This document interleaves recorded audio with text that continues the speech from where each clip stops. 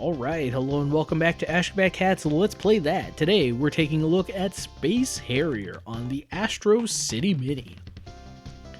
But one thing you might notice that's a little different is we don't have the usual menu music. Look in the lower right hand corner, BGM, you can select the Space Harrier BGM to rock out to on this menu. Let's take a look through the images. I gotta say, if you did not know what Space Harrier was before playing this game, after looking at these pictures, you would still not know what Space Harrier was. Now, I have played Space Harrier many times. Whoa. So the controls. Well, first off, welcome to the Fantasy Zone, legendary spectacular fantasy shooting game. It's like, wow. way to toot your own horn, just a tad there. Also on the right with the controls, so okay. Typical fashion, you've got your buttons on the bottom row, which I don't like, but I can live with. But then you have shoot and you have rapid shot. So that is just very interesting. I don't know what Sega's thinking when they do any of these decisions, but honestly, that's kind of the magic of Sega. Should I have lifted off? Oh, of course. I was holding up and the character wasn't going up, and it's like, geez, what's wrong? Is the game broken? No, the game is not broken. Or at least not that we can see so far. No, you have to press down to go up and up to go down. Left and right are thankfully left and right. I mean, that's the sort of thing where it's like, I'm not averse to inverting the controls, and actually anytime I get a chance, first thing I do in every game is make sure Y-axis is inverted. I don't know why most games don't do that by default nowadays. But when I'm using an arcade stick to control the game, I don't necessarily expect that to be the case, that the controls are inverted. Also in Astro City Mini minimalism, there's no option to swap that out. Of course, I can't imagine if like that was really a deal breaker for you, that this is the only version of Space Harrier that you can play. Wow. I mean, yeah, it's a super scroller game, so they're just using sprites that get bigger and smaller to indicate depth, which, I mean, okay, fair. That's how you did things back in the day, and admittedly, it is a lot better than the Genesis version because I can, like, actually tell depth, but I gotta say, just in general, it is weird. Because, like, looking at the fireballs, I mean, yeah, they're coming at me, and, like, I know I have to avoid them, but it's, like, it's weird. I have no idea how close they are to me or not. It is just spooky. Wow. I guess this is one of those games that, like, it really is a lot better, the arcade version versus the Genesis version. I don't know what it is. Maybe it's just because the arcade has the actual hardware to pull off a game like this. Maybe, like, this sort of game, like, yeah, it's wacky and weird, but if it's wacky and weird in, like, half-size sprites, then it's just not gonna do it. I wonder if this game is a continue feature. Ready? Many more battle scenes will be available, so keep playing. I kind of like that. The game just kind of reminds you to keep on playing. It's like, don't worry, man. You just died, but there's more game. Whereas you play a Capcom game, and it's like, it'll rank you, and it'll like B-. You could do worse, but you could definitely do better. And it's like, thanks. Whereas the Sega game's just like, there's many more wild worlds in the future. Who knows what could be. Oh my gosh, is this Revenge of the Dragon? No, it's something even more incomprehensible. I love how they didn't even, like, let me get a good look at it. Space Harrier's just like, you know I'm good for it. It's like some sort of wacky enemy design. Don't worry about it. And I'm not going to worry about it. That seems like a very wacky enemy design from what I could see. Wow, this game is absolutely insane. It's a shame that there's no Afterburner on this collection. Or maybe there is, and I forgot about it. It'll be a surprise for both of us. But, man, if this is what it was actually like in the arcades to play these games, because I thought I played the Genesis version, well, okay, I know I played the Genesis versions. What I thought was that the Genesis versions would be, like, equivalent. More battle scenes will soon become available. All you have to do is not get hit by the mushrooms. Or, if you do get hit by the mushrooms, get ready.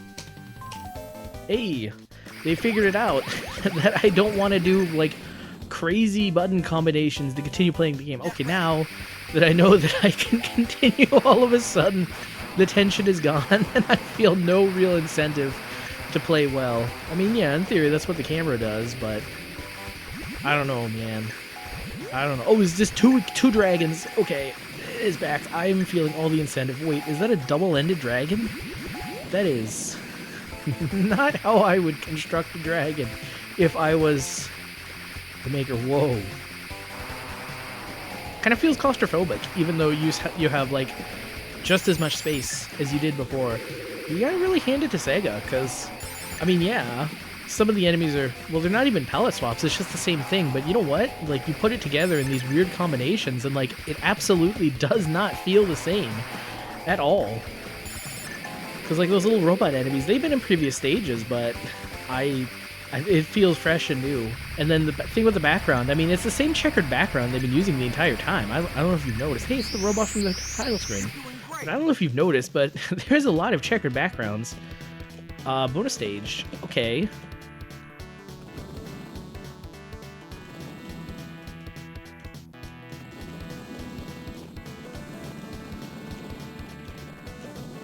What? I feel like it's a little late to be questioning what just happened there. So you're supposed to ride the monster from the land before time to the never-ending story, and you're supposed to ride through all of the trees? Well, never mind. Time for stage 6, Ulysses. This game is just absolutely insane. Like, this game was just made by crazy people. Like, who even thought of this? Who thought of the Fantasy Zone? And then they later released a game called Fantasy Zone that in theory takes place in a fantasy zone, but not any fantasy zone that resembles this fantasy zone. Who was running Sega at this point in time? I don't know what they were doing. I'm not even convinced they knew what they were doing, and yet, I love it.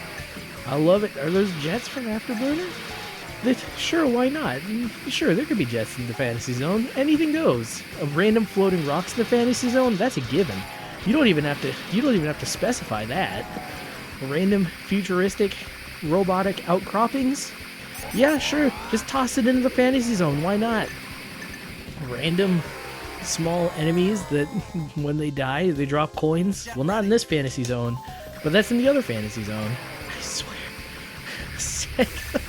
You just always know how to delight, amuse, and, more than anything else, thoroughly befuddle. Now, as it turns out, thoroughly befuddling your consumers as a consumer electronics company is not, like, the best way of, oh, and you blow up the elephants and then they explode in nuclear explosions. That's what I expected in my Fantasy Zone. Wow, this is... But as it turns out, yeah, being thoroughly baffling as a consumer electronics company is, like, not the best of strategies. Well, that's okay. We can remember Sega as the crazy game maker. And as for what consoles they'll run on, let's not ask such questions. Because we might not be so satisfied with the answers. Wow. I'd say the game plays itself, but there's some level of skill. Although, I will admit...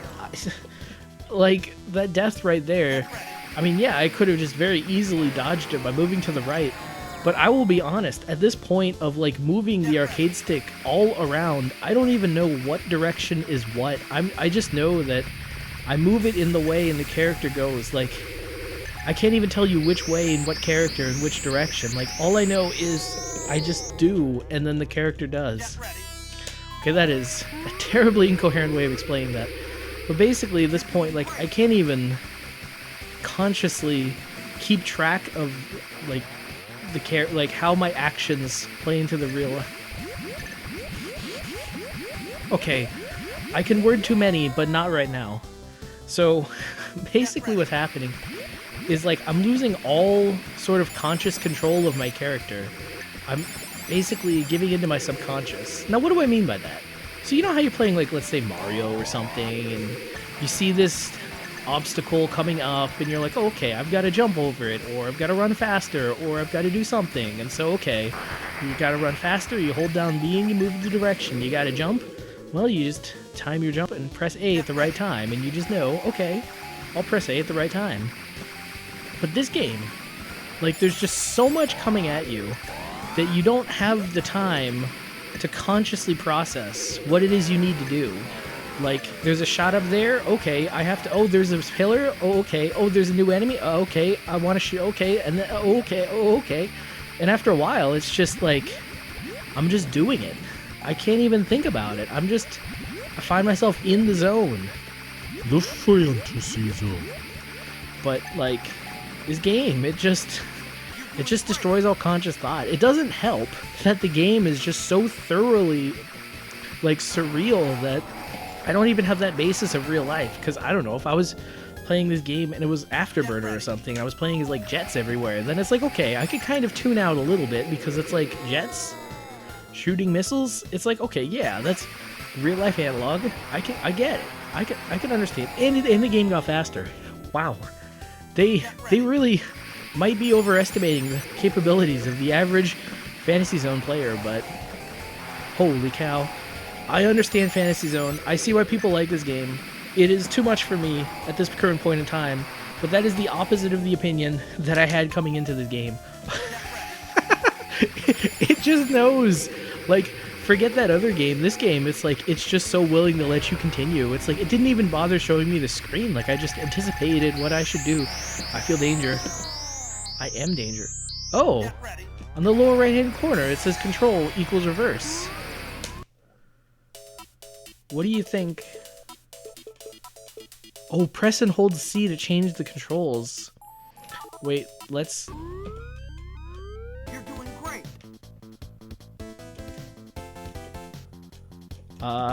Which button is C? Why? C is the one on the top. Why would they do that? Nothing about this game control-wise makes sense. Get ready.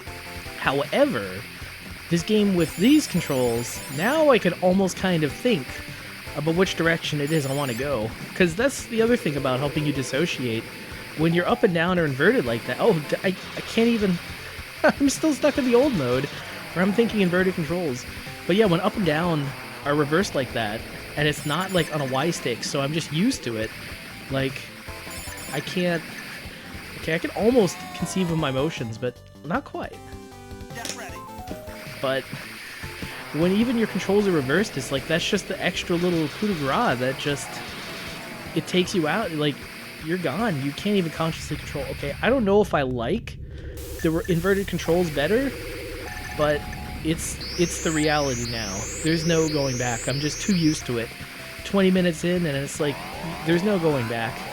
Day 20 of using reversed controls. Let's see, Captain's Log. Day 20 of using reversed controls. I somehow feel deep in my bones that this is the wrong thing to do. However, I cannot find it in myself to undo it. What further degeneracy will I fall to? Oh, cool. So the shot's home. So, like, you don't have to be super good at this game. You just have to be regular very good at this game. Holy cow. I get it. I get it. It's crazy because, like, you just cannot see what this game has to offer on the Genesis. It's just not fast enough. And, like, that's absurd because the Genesis was the faster one of the two. I mean, you couldn't even dream of running this game on the SNES, whereas you can kind of... Ooh, bone dragons. You can kind of run this on the Genesis, but, like, in the arcade... I mean, it just goes to show you, back in the day, the arcade was king. Oh, well, while I'm here, because there were, I don't know, certain mishaps, let us say, in past games. Oh, bonus stage. Yeah, let's ride. I do not question the dragon. All I know is, now that I know what to do, I will do it. I see my mission before me. It is strange how used to this game I have gotten. Like, at the very beginning, well, I kind of knew what I was doing, but that's only because I played it before. If I had not played this game before, I came into this game blind. Ooh boy. That would be something. Okay. Speaking of something, how many stages are there? Because, I mean... I'm starting to get to that point where it's... Oh, wait. Are the trees exploding in the giant nuclear explosions? That was not the twist I was expecting. I thought it would be an enemy that was doing this. Jet ready. So okay, the enemies really are outrun or afterburner jets firing at you. Because I thought that was just something I imagined, especially because when they got up close, it turned out to be some sort of weird like two-pod two-seater thing going on. But no, it turns out it was actually jets. Okay. Jet ready. If it starts stonewalling me like this, then maybe I'll call it a day. Because we're on like what, stage 13, but Sega feels like the kind of people who would do stage 30. And holy cow, was that a boss? I guess that was, because we're in stage 14. Okay. it comes out of nowhere and it just shoots you, and I'm like, okay, enemy shoot, and then it turned out to be a boss, and it's like, okay, I can deal with that. I can dig it. This game. It doesn't even require like conscious thought. It just absorbs you. It like possesses you. Okay, maybe the game is telling me I should get off the machine and let someone else play, but like I do kind of want to return back to this game at some point in time. Not today, not in this video, but oh, if you hold on auto fire, does it auto fire your way out? I don't think it does. I guess that was before that was invented.